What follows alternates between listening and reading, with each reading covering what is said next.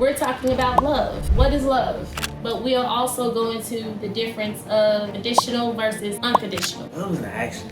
Love is a do, not a say. How do you show love? It happens every day in marriages and relationships where trust has been lost. Now, what about respect? It is extremely difficult for me to love you unconditionally and continue to be disrespected by you. At the end of the day, if you really want to have love and that's healthy. Welcome to The Real with Mio. All right, so millionaires, we're back and we have our friend, our buddy here with us again. Yes, our friend that we acknowledged for Father's Day, Mr. Miller, Dwayne Miller. He's back and I thank you for agreeing to do another show.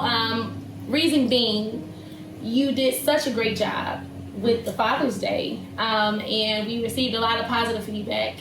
And so everyone's like, yo, Mio, we know a woman's perspective, but how about you bring in that brother that you had on, and why don't you have a conversation with them? So you said yes. So thank you. I said yes. You said yes. What's up, everybody? So today we're talking about something that is used quite frequently in our world, a topic that a lot of us are well versed in, right? Especially at this age. We're talking about love. Yeah, what is love, right? And not just the definition of love, but we'll also go into the difference of conditional versus unconditional. All right, and I definitely believe it's worth talking about, because we live in a world where love is used quite frequently, the word love. The action, however, is not as openly displayed. So again, I have a guest with me. So yes, millionaires, The Real with Mio is going to listen to The Real with Dwayne. The Real with Dwayne today, okay? Let's meet a little bit more of him, and we're going to go from there. Sounds good? Yeah. Okay, so first question, coming out, hidden. Out the gate. Yeah, out the gate. In your definition, what is love? Love is an action. Love is a do, not a say. It's what you do, how you do, when you do. Love is such a big tree that has so many branches on it. I would say first and foremost, it's an action word. It's not something you just come out of your mouth. It's a feeling. You can say you feel love, but there are a lot of connections and disconnections with that feeling. It's how do you display it? I can tell you I love you all day long, but if I'm not showing it, how do you know I mean it? You know. So I'm gonna leave it there because I know that we're gonna dive into a few topics. Most definitely. Well, now I go somewhere else when, as you were speaking, how do you show love? How, not just you, right? This is not just personal. How can a person show love? To answer that, I have to get personal because I'm known for, or I try not to generalize things. So if I'm gonna give you my answer, I'm saying, look, for me, this is how I get out, because God made 700-800 billion people. You know, everybody got their own way of doing things. Love is intentional.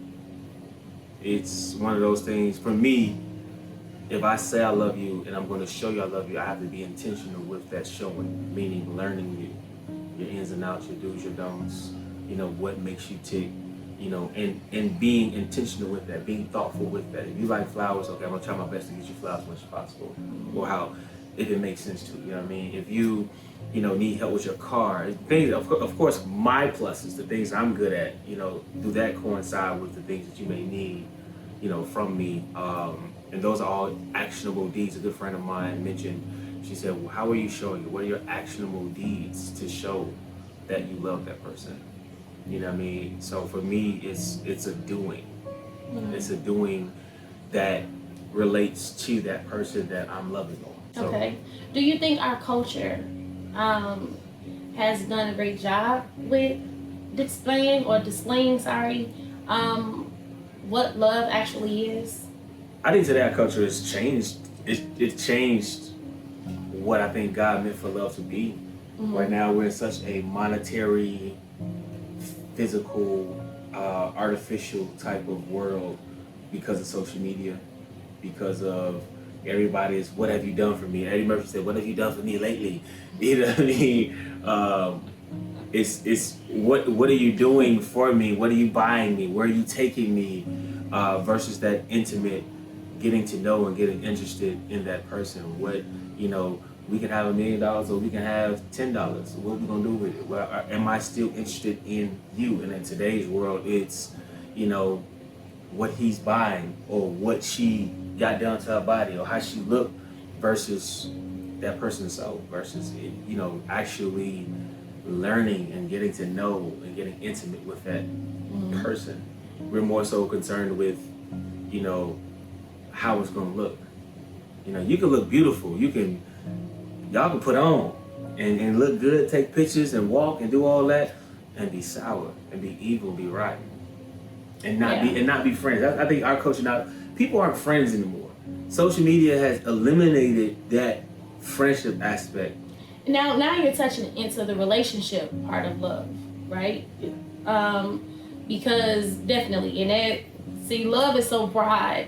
I mean, the topic love is so broad. We definitely not stopping with just this one. We're continuing on. We can't. Multi-series. We can't though, right? Because when you tap into the relationship aspect of what love is, you are most definitely right. You skip past, well, I'm not saying that a person should do this, but this is usually what happens nowadays. People skip past the friendship part. The courting part. And you go right into the lust part of it. And, the person, you go out with them, you feeling them, hormones do what they do. And now we go together. And now exactly. And then don't let a child come in the situation. So now you have a child with a person that you really don't know. I feel like marriage and creating life with an individual, if you're not married, preferably you are, because it just makes it easier. But for some of us, me being one, it happens when you're not, right? But that's what really breaks down the layers of an individual. Like you really see people for who they are when you have life with them, when you create life with them, and when you live with them, when you are married to them. You're not just seeing what society sees. You see everything. So I know we're going to dive into the whole marriage part of love because that's a total different branch, branches of that tree of that love. goes deeper than just relationships. Right? It's because you have non-negotiable responsibilities when it comes to marriage. But just to kind of pivot back to the love aspect in our society nowadays, we lost or losing, because I do believe that we have a lot of foundational old school people out there that believe in courting. Like, I had an ex tell me, you don't even know me. Because I was acting out of my body. I was like, buying this, trying to do it, come on girl, woo woo. And she's like, you don't even know me. And that was so, I promise you that had to be about 15 years ago. But it stuck with me. And nowadays, if, I haven't dated in a while, but if I get asked, or someone's showing or doing or doing too much, I'm like, you don't even know me. I could be crazy. And nowadays we miss that courting part to learn that person. Right. Like you said, nowadays, okay, we go on a date or two. Now, that's my man. Yeah. Or that's my, y'all don't even know each other. So we missing that courting part that develops that trust, which develops that love. It'll develop, to me, the foundation of what the love can be. So the trust, the communication, the friendship, those things that are needed for that tree to grow of love. That's what the courting part does, and we don't do that because social media has made everything like this right now. You see somebody that's cute or that you like, you in their DMs, or you liking 1,000 pictures, you trying to get their attention versus, what's in your vicinity. Really getting to know a person. Really getting to know somebody. And lust is something that skips past all of that. It's right? so Which is crazy because when you think about the exchanging of bodily fluids, and when you think about how you put yourself, your body, your actual health at risk with lust, more so than with taking it slow and getting to know an individual, all of that, right? You would think that it would be more serious because it is more serious. You know what I mean? You would think, but for me, lust isn't just the physical part that we all talk about when it comes to lust. It is so surface. It is so basic. It's I really like lust is like I really like this person, and it's when I say surface, I mean because you only know what you've seen. You only know what that first date has brought. You only know what you may have felt in your loins because you see her body or you see his. You know what I mean? You know what I mean? So it's so surface and so basic. You know what I mean? Lust is easy. Lust is teenage. Lust, I was gonna say, lust is teenage. You know literally, it can come from anywhere. I mean, like for real. Like you can see, son. I know you know this as being a man. Yeah, I'll move on. I was gonna say so, but yeah, by being a man, you can see a woman that looks good, and like you said, like it sparks your interest. Like, And if that's the only thing that's sparking is that what you've seen, and if you don't develop past that, if I see shorty at the gym or shorty at the club or in Walmart or whatever, and what I saw sparked my interest, that's okay. That is natural human feeling. Yes. But what are you doing past that? Am I still rocking with shorty because she got a big booty and pretty face? A year later, 8 months later, 3 months later, that's lust. Lust does that. Lust wastes your time. If you don't know her favorites, if you don't know her ins and outs, if you don't know, what makes her tick, or trying to know those things, you're not past that lust phase. You're lusting after this woman, and that's it. And I'm just speaking to the men out there. That's it. That's all. But if you can sit down with that person, they ask you this, that, and the other, and you go deep into and you dive into that person, oh man, okay, you okay, cool. You actually are investing. Love is an investment. Love invests. Yeah, it's an investment. Yes. You're not investing. Now we're full circling. I want you to know, like we're not just talking to be talking, like it because it all ties in. Yeah. Love is an investment. Yes. And that's why there are different levels of love. We know that. Like, you have like your love for your fellow man. You have that love that is not just romantic from husband, wife, or significant other to the other. You even have that love like with your children, with your family members. Correct. That's enduring, that's unconditional. You know what I mean? Like there are a few people, I may not like you, but I love you, right? I don't like your personality, your characteristics, but there's a foundation there that can never ever be wiped away. Like you can't remove a person's past experience. You can't remove experience, but in terms of who you are at that moment or who you are evolving to be, it doesn't quite align up right with who you are. So as an individual, so I'll just rest to say I love you from afar, but in terms of engaging all the time, we can't do that. And that's possible, and I think that's healthy. I mean, to admit, I have family that I love dearly. I don't want to rock with. I'm not rock with you all day. Like I'm not right. I have friends like that. I was just gonna say that. I have friends. But it is different dynamics. When it comes to it's the intimate love with your person. It's the parental love. It's the family love, the friends love. That's actual love we're talking about. For sure, definitely. Yeah. What are some? So we already kind of tapped into lust and love and realizing what is healthy, what's unhealthy, right? So what would we say, Mr. Miller, what would you define as healthy love? Love, if it's true love, that's benefiting you. For me, for it to be healthy, it has to come from someone that I know has my best interests at heart. Because I know they're going to try for me. They're going to actually want to know me and learn me and help me. You got people that claim they love, but they're selfish. It's only what you can provide them. A healthy partner, healthy love comes from somebody that wants to pour into you. Because for me at least, I'm going to pour into them. If I'm pouring into you, hey, what you need? You okay? You know, did you make it to work? Are you hungry? How was your day? What do you like? You know what I'm saying? And then that's reciprocated. It's a beautiful thing. That's healthy for me. My cup is, I'm pouring in their cup, and they're pouring into my cup. Mm-hmm. I can't keep pouring. My cup is going to be empty. Then every part of my life is going to get an empty Dwayne because I'm not being poured back into. Correct. That's healthy. When somebody is pouring back into you. Mm-hmm. And we know love, you said something earlier, love has, sometimes you get a positive return on that investment. Mm-hmm. Sometimes you get a negative return on that investment. But you still have that investment. Mm-hmm. Love has its ebbs and flows. It has its ups and downs. So that's where because I know we're going to get to the whole conditional and unconditional part of it, but that's where it becomes unconditional because it doesn't matter of whether the tide is rising or the tide is falling, I still love you. Right. You know what I mean? And that was speaking on the unhealthy versus healthy Correct. love. Because either way, what is the consistent in that or constant in that is love. It's still love. I'm mad at you. I don't like you today, but I'm still showing you and what I'm supposed to show. I'm still doing what I'm supposed to do. That to me that's healthy. Even with hate, love is still in that.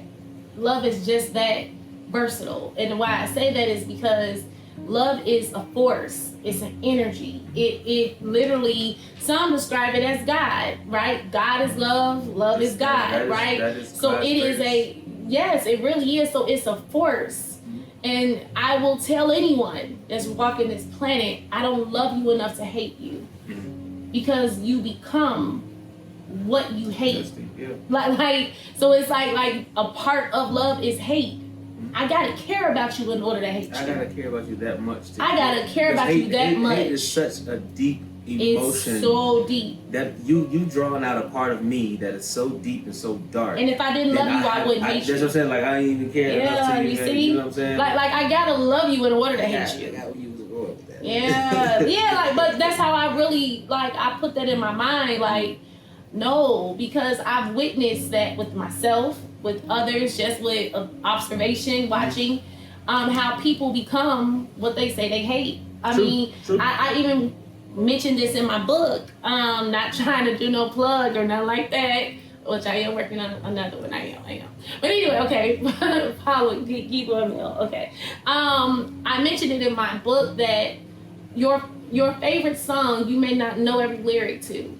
But the song that you absolutely can't stand to hear, you know, like every freaking lyric. But it's just like, what's up with the human mind where what I dislike, I know. It's like you study what you don't like, but what you love, it's hard to speak to it. And that's my look, this is my theory. I have not proved it exactly with different variants and people to pay to sample this out, but I really do believe that this is true because I've witnessed it, where literally you will find yourself behaving just like that individual, and that's why we have to be careful. We have to be careful not to study too much or not to study a person too much, where we become them. You gotta be careful, and it's easy to do. Well, to a little contrast to that, for me, I'm gonna study my wife. You're supposed to. I'm okay with becoming like her and her becoming like me, as far as the marriage aspect. But I know we're gonna get to that. But that's the love aspect. We're talking about what you dislike. You won't dislike your wife. You should love that like you love yourself, according to what the words say. So I'm just. Stop. But we're going to for real, like that, to me, in my opinion, that can't even be mentioned as a comparison or even a contrast. I got where you're coming from with that. It landed. You definitely supposed to study your wife. For sure. I'm gonna study my husband. The way I look at it, who better? Like, who know you better than I do? That's what I'm saying. Like, that's on some real. I'm telling you, when I get married, my husband, he's not gonna, it's just some stuff where it's like, you talk to me, you talk to him. You talk to him, you talking to me. Like, what's up? Like, that's the way it should be. So I really can't really compare that to your favorite song or a song you dislike. Your wife, right? One day my husband should be my favorite song that I know every lyric to. Correct. Because that's me. That, you know what I mean? But then that goes into loving yourself. That goes into self-awareness. That goes into all of those things that many of us speed past because we're looking outwardly for that acceptance, for that love. That there is some levels of love that only we can give us. I can't depend on the next person to give me, right? And that's honestly that unconditional love. It's not a lot of people that love themselves unconditionally. Self-worth is in crisis nowadays. And I keep pivoting back to social media because of the impact. Social media has impacted every facet of our lives. Literally every facet of our lives have been impacted by social media. And from what you see, people don't post the gritty, the grind, the negative, the basic, you know, what we call basic. They're gonna post what they're celebrating. They're gonna post the positive or make it look like their life is grand for the most part. And that's fake. That's not. That's a lens over your eyes of what real life really is, and that's what we've lost. We've lost that intricate part of partnership, of communion with each other. You know what I mean? So, I like I said, you landed the whole, knowing more about what you hate than what you love. Part of it, but watch. After this, sit down. You gonna pay attention to that? Like, why in the heck? Like, why do I know this song? Like, I'm gonna switch it. what? Like, what is going on? Watch. I bet money on it. I kind of want to bet you for real so I can win. Okay, moving on. Can love exist without trust? Yes. How so? Those are two different aspects. Trust is a foundational block for healthy love. I can love you and not trust you. Like, I've been in relationships where I knew she was lying, I knew she was cheating, but I still loved her. That's the unconditional part. I can love you and not trust you. I love my cousin, but he a thief. He ain't coming to my house. I don't trust him to babysit my crib while I'm out of town, but I love him nonetheless. You know what I mean? But as far as relational love, that's where a lot of us may have been hurt or harmed by somebody. Like, I don't trust them because they hurt me, but I love them. I'm still here. I'm still working. I'm still rocking. You know what I mean? That may be something that person needs to work on. Now, and you is gotta that healthy? No. So when we go to the healthy part of it, I think health or healthy love is in the eye of the beholder, because what I may deem is healthy may be different for that person's life and lifestyle. You know what I mean? I may want this person to work a little bit extra hard to get my trust back, and somebody else may say, well, they're doing this, or they're, for example, they're sharing their location now. You know, that's helping me trust them. I may want the location, your work schedule, your itinerary, to help me.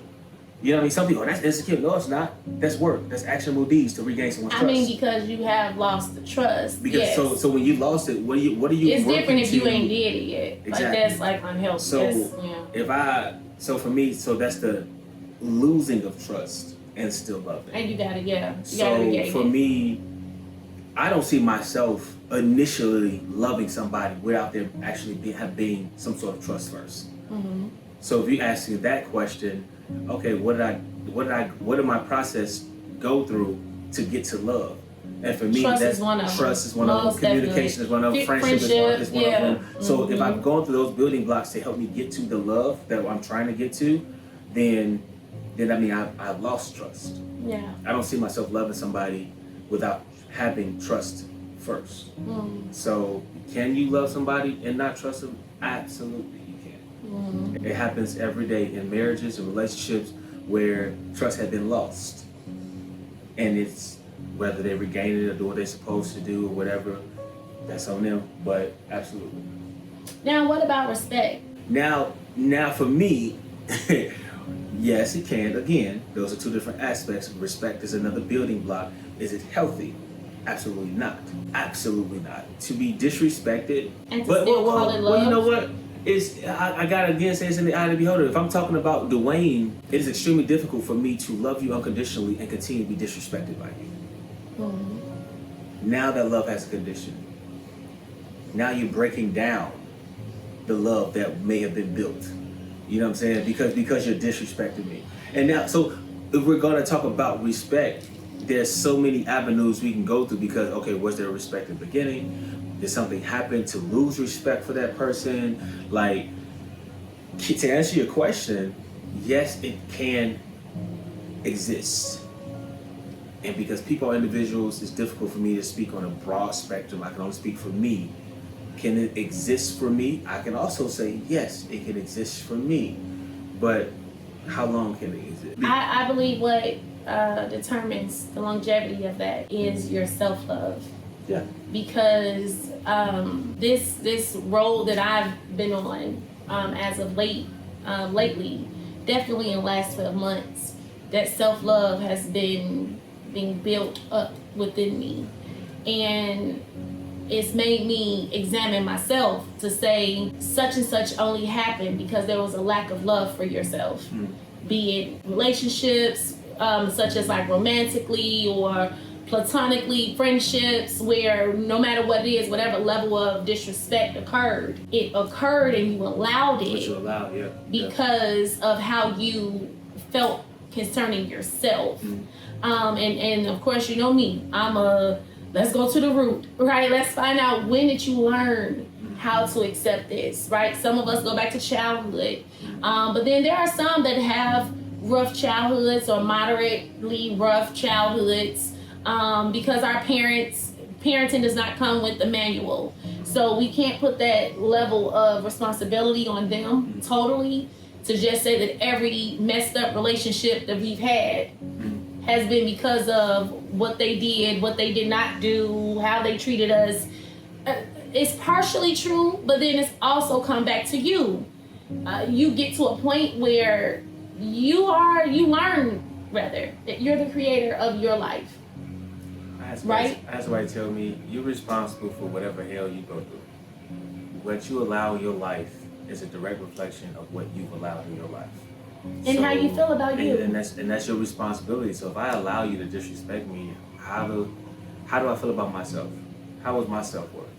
You know what I mean? Is it, okay, I'm saying I love this person, but I'm allowing them to talk to me a certain way. I'm allowing them to do certain things. I'm keep doing it over and over again. You know, what did I learn or what did I not learn that was efficient enough for love, for respect, to not allow that? What did they learn to think that that was okay? Yeah. Some people think that that's okay because they may have saw their father talk to their mother a certain way. Or they may have saw their mother talk to their father a certain way. To think that, oh, that's okay. I still love you. No, but the way I learned it, that's disrespectful. You know what I mean? So it's a very slippery slope. It's a very intricate topic that we can, respect is one of those, to me, respect is a non-negotiable.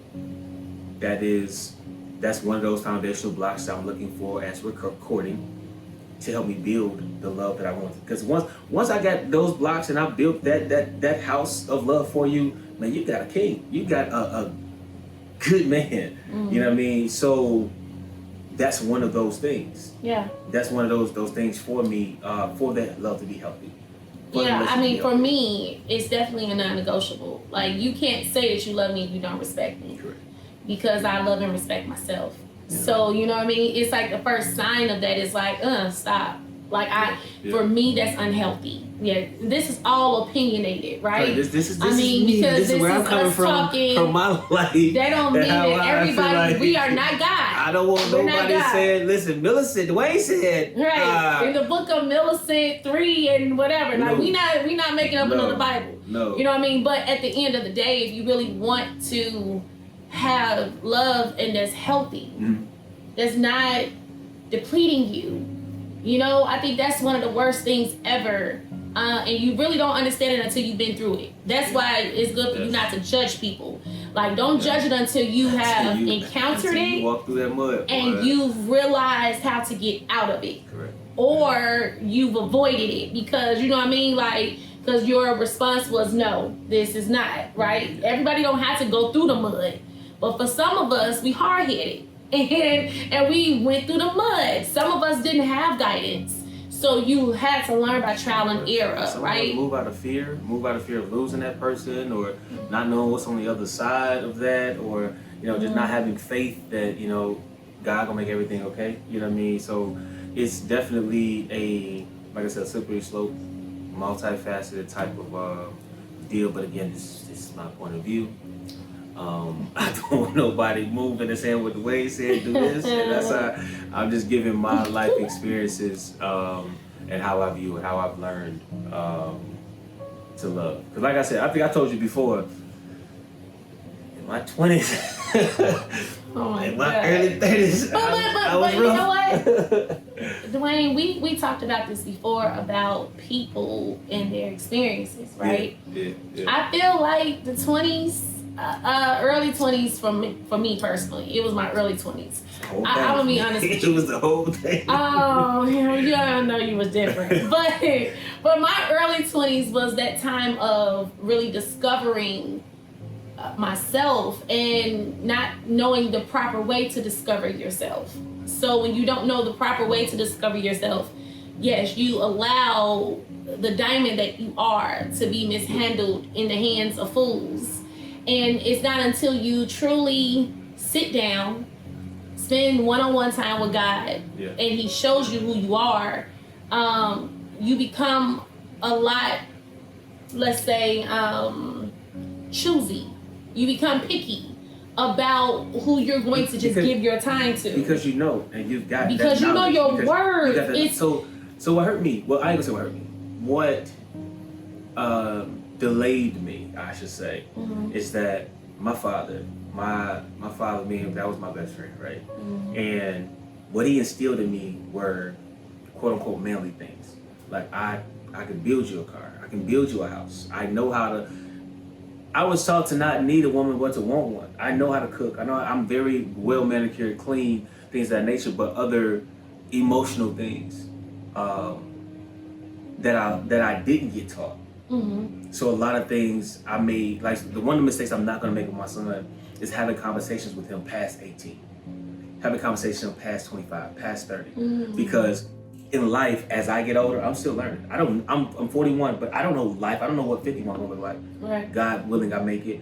I know what 60. I don't know. So there are things in life that I'm going to continue to learn, that I'm going to continue to instill in my son. As he gets older, just because you're 18 don't mean you grown. You still not grown, because you know nothing about life. I didn't learn. If I knew what I know now, back in my 20s, where they say you're supposed to be grown, life several properties. Listen, life would be so much easier, and that's one mistake I'm not gonna make, is investing that emotional part into my son. Well, my daughters as well too, but especially my son, teaching him, certain intricacies of life past 20, past 25, when he get out of college, when he's looking for his first job, his first property, when he think he's in love.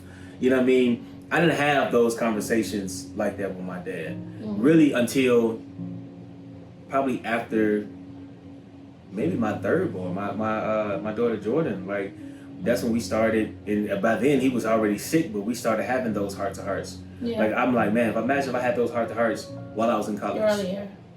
You know what I mean? But listen, it has shaped you. That's the life experience that helped. Yeah, but no regrets. No regrets. At all. No because regrets. I would not be the God-fearing, blessed man that I am today if it wasn't for these life experiences that I've gone through. Most definitely. So being able to impart that lack that I should say, but really only lack, because like I said, I'm so blessed right now, but I'm able to be a better father, a better man to my children. You know what I mean? And then for my wife, like, yo, we going to the moon. You know what I mean? Because of things that I've learned, the pluses and the minuses. It's never a loss, it's a lesson. Yeah. So, yeah.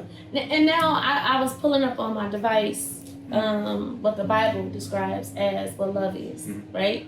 So I'm gonna read it, right? So love is patient, love is kind, it does not envy, it does not boast, it is not proud, it does not dishonor others, it is not self-seeking, it is not easily angered, it keeps no record of wrongs. Love does not delight in evil, but rejoices with the truth.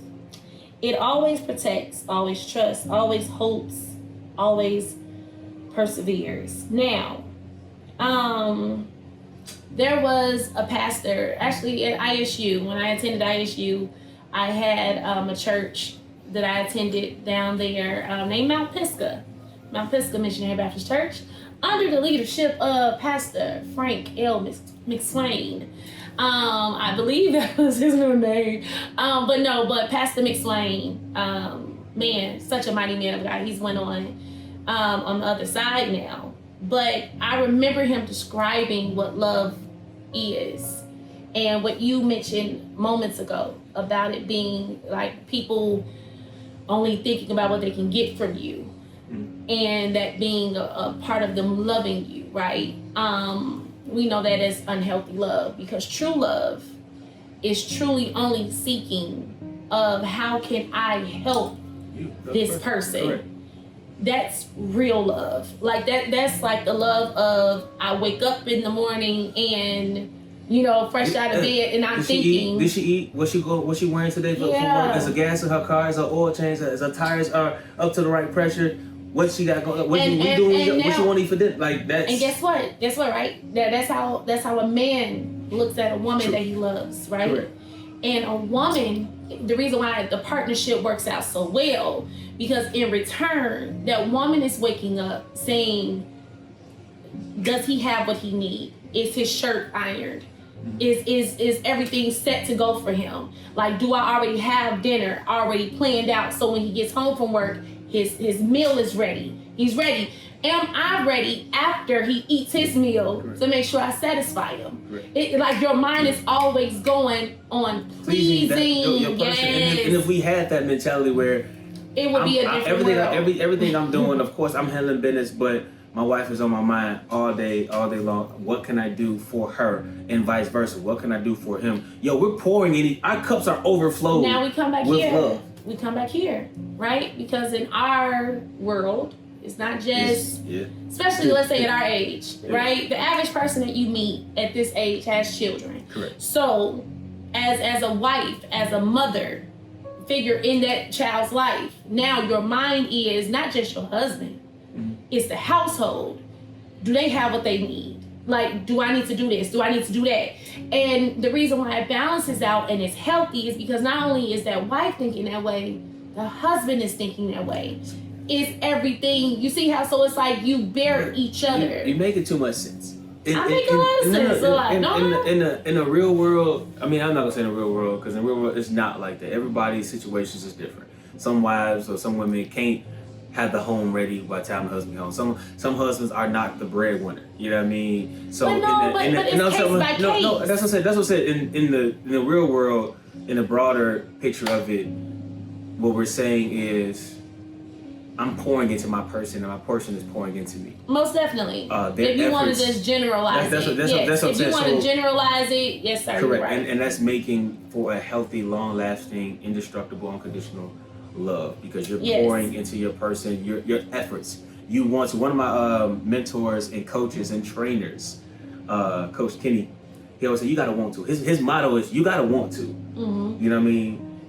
If you want a healthy love, a healthy marriage, you gotta want that. It's work. God never said that it's gonna be, hey, it's peaches and cream, it's easy and sunshine. No, you gotta take that sunshine with the rain and keep moving forward and keep working toward and keep working for, that person. I'm gonna continue to pour in you. You know what I mean? But like I said before, if I'm pouring into you and my cup is empty, I'm not even giving you the good stuff of what I could pour into you, because my cup is empty.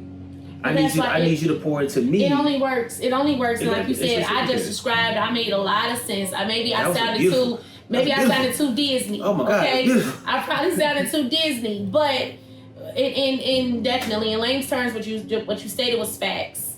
It's the pouring into each other's cup. You will never be empty as long as I'm pouring into you, and I will never be empty as long as you're pouring into me. Yeah. But you only understand that concept is when you get to know yourself. Correct. When you love yourself, right? Because I'm happy that we mentioning this, because I'm never going to be the one to say that your husband, well, for me, woman, my husband just should be my world, where like I make a god of them. The Bible is careful, since we're Christians, we'll go back to the word. The Bible is careful about not making a God of the creation, right? Like we do that a lot in grieving even. Like we'll grieve forever and we'll grieve a person as if like they're the creator, but they're creation just like you are.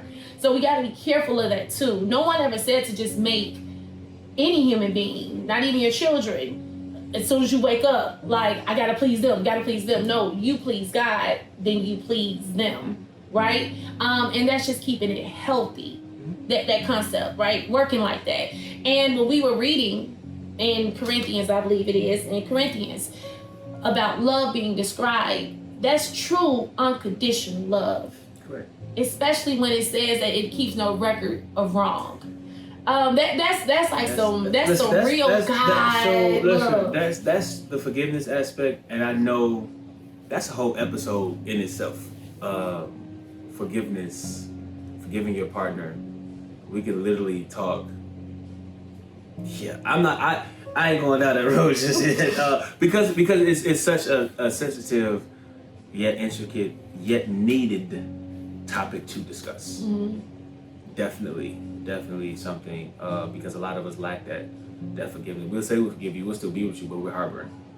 It's actually hampering how we love you. How I pour into your cup, I'm giving you a sip versus giving you a whole cup full, because I'm still holding unforgiveness in my heart towards you. I could have been the best husband in the world to you, but I'm still thinking about what you did X amount of time ago or whatever. You know what I'm saying? So I ain't gonna dive off the diving board with that just yet, because even the scripture alone, this scripture alone is like a whole episode. Imagine, yep, you darn right. But imagine if we as people moved like that scripture, it'd be a different world. Everybody would be everything. You walk out, hey neighbor, how you doing? You'll be happy. Everybody is so guarded and so anxious and so angry and so shielded, because of the world that we live in ain't that. So yeah, and but in defense of the people that don't, let's say, honor this definition and understanding of love from the Christian perspective of what love is, there are people that make it hard for you to do that, right?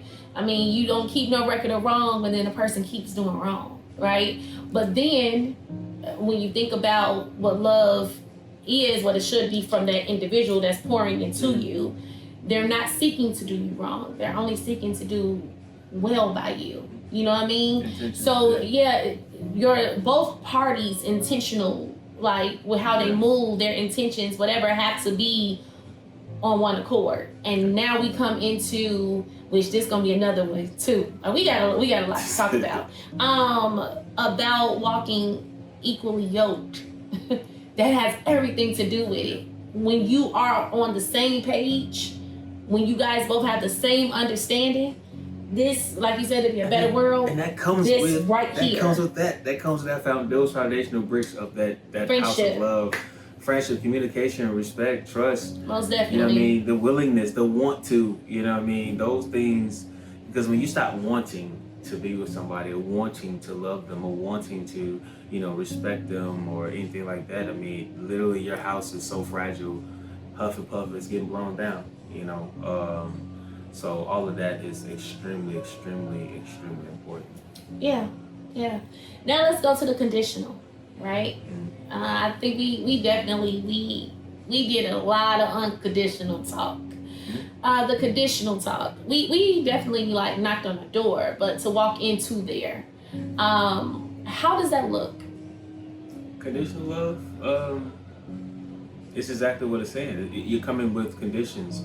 I can love you as long as you do X, Y, and Z, as long as you're providing for me, as long as you are respecting me, as long as you are, it's coming with its standards. And I'm not saying there's anything wrong with that. Get out of my head. Yeah, I'm not saying there's anything wrong with having my next your standards and your conditions for me to love you. I need you to. But the thing is for me, that's again another slippery slope, because how did it start? I'm not gonna start off saying, yo, if you want this from me, you gotta do X, Y, and Z. No, that's unfair. I'm gonna, of course, court you and go through those phases and make sure everything is right. So if something is lost, if trust is lost, for me, some conditions come in. I'm still gonna love you. I'm still gonna do right by you.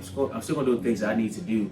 And if it's easier for me to talk about marriage, as your husband, it's easier for me. I'm going to do what I'm supposed to do because I'm supposed to do it. Mm-hmm. But you got to do your part. The amount that I pour into your cup is dictated on what you do. That's conditional love, Mm-hmm. right? Some people will say, well, that's not fair, that's not right. I mean, because if love is not keeping any record of harm or wrong, then how am I not filling your cup up regardless? And that's where the human aspect come in. They harmed me, so I can't do. They made me mad, so I can't do. They cheated, or they disrespected, or you know what I'm saying? Something got broken, so now you're broken, and you're afflicted by that, and it's hampering and hindering how much you unconditionally love you. And that's where the condition comes in. That's where my standards or my needs, my want-tos have taken precedence over me giving and me doing. And we're supposed to give, as a husband, I'm supposed to give and do regardless. So it's like I said, it's definitely a slippery slope. It's It really is. And what all I keep hearing in my spirit is that you come back to square one with what we just said. If you start here with walking equally yoked, the conditions, unconditional, all of that is being met because there are conditions. Correct. I mean, like we were just speaking about moments ago about being disrespected and still loving a person or still calling it love. And then you grow as an individual to a level of maturity to know that I can love you and still know that you're not good for me. You're not good for me. Gotta go. Like that now, that right there is something that I have learned. And it didn't come easy.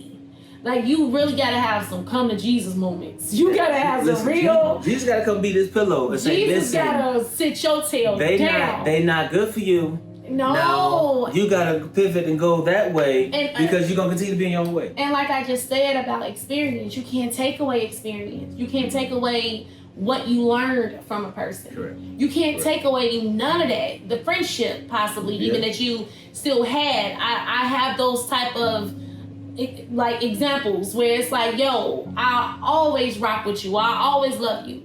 But to be with you or to go with you with where I'm headed, that's not where God wants me to be.